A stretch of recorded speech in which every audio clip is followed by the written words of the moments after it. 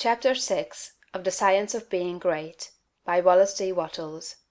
Recording is in the public domain. The Social Point of View. Without faith, it is impossible to please God, and without faith, it is impossible for you to become great. The distinguishing characteristics of all really great men and women is an unwavering faith. We see this in Lincoln during the dark days of the war. We see it in Washington at Valley Forge. We see it in Livingstone, the crippled missionary, threading the mazes of the dark continent, his soul aflame with the determination to let in the light upon the accursed slave trade which his soul abhorred. We see it in Luther and in Francis Willard, in every man and woman who has attained a place on the muster roll of the great ones of the world. Faith, not a faith in oneself or in one's own powers, but faith in principle, in the something great which upholds right, and which may be relied upon to give us the victory in due time. Without this faith, it is not possible for anyone to rise to real greatness. The man who has no faith in principle will always be a small man. Whether you have this faith or not depends upon your point of view. You must learn to see the world as being produced by evolution, as a something that is evolving and becoming, not as a finished work. Millions of years ago God worked with very low and crude forms of life, low and crude, yet each perfect after its kind. Higher and more complex organisms, animal and vegetable, appeared through the successive ages. The earth passed through stage after stage in its unfolding, each stage perfect in itself, and to be succeeded by a higher one. What I wish you to note is that the so-called lower organisms are as perfect after their kind as the higher ones. That the world in the Eocene period was perfect for that period. It was perfect, but God's work was not finished. This is true of the world today. Physically, socially, and industrially, it is all good, and it is all perfect. It is not complete anywhere or in any part, but so far as the handiwork of God has gone, it is perfect. This must be your point of view, that the world and all it contains is perfect, though not completed.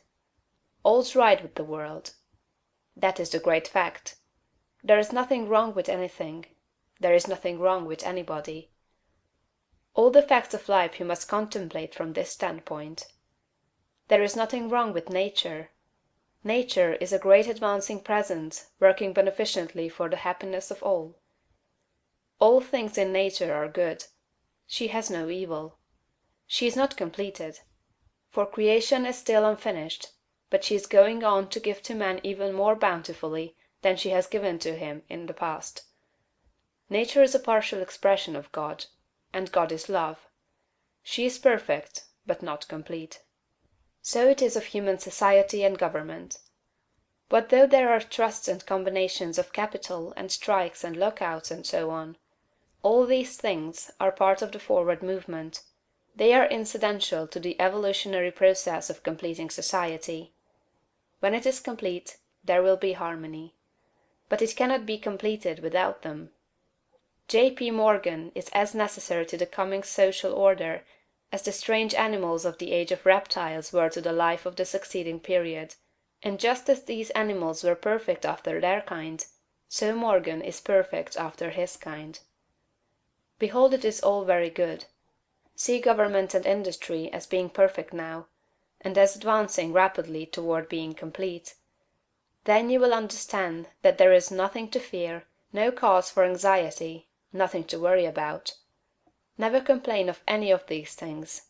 They are perfect. This is the very best possible word for the stage of development man has reached. This will sound like rank folly to many, perhaps to most people. What? They will say. Are not child labor and the exploitation of men and women in filthy and unsanitary factories evil things? Aren't saloons evil? Do you mean to say that we shall accept all these and call them good? Child labor and similar things are no more evil than the way of living and the habits and practices of the cave dweller were evil.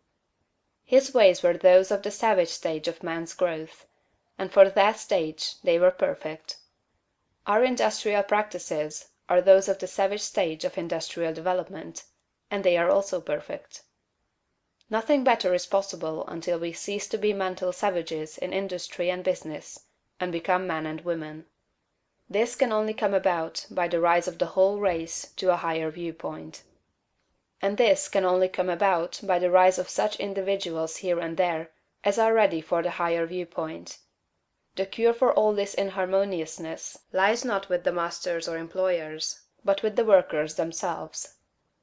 Whenever they reach a higher viewpoint, whenever they shall desire to do so, they can establish complete brotherhood and harmony in industry. They have the numbers and the power. They are getting now what they desire. Whenever they desire more in the way of a higher, purer, more harmonious life, they will receive more. True, they want more now, but they only want more of the things that make for animal enjoyment, and so industry remains in the savage, brutal, animal stage.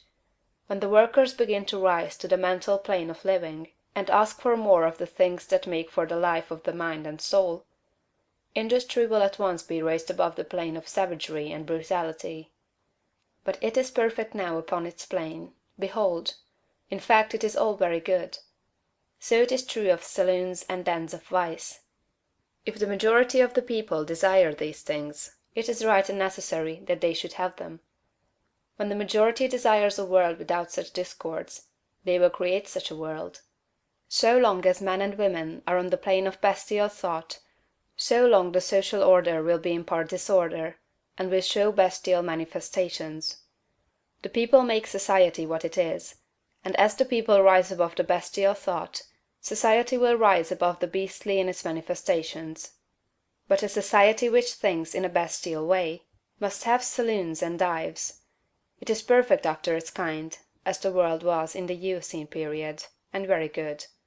All this does not prevent you from working for better things. You can work to complete an unfinished society, instead of to renovate a decaying one. And you can work with a better heart and a more hopeful spirit. It will make an immense difference with your faith and spirit whether you look upon civilization as a good thing that is becoming better, or as a bad and evil thing that is decaying.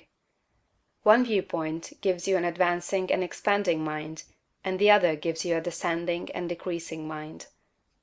One viewpoint will make you grow greater, and the other will inevitably cause you to grow smaller.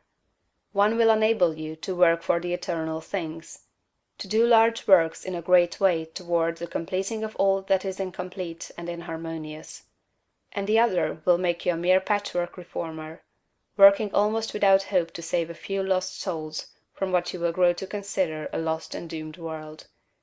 So you see it makes a vast difference to you, this matter of the social viewpoint. All's right with the world. Nothing can possibly be wrong but my personal attitude, and I will make that right. I will see the facts of nature and all the events, circumstances, and conditions of society, politics, government, and industry from the highest viewpoint. It is all perfect, though incomplete.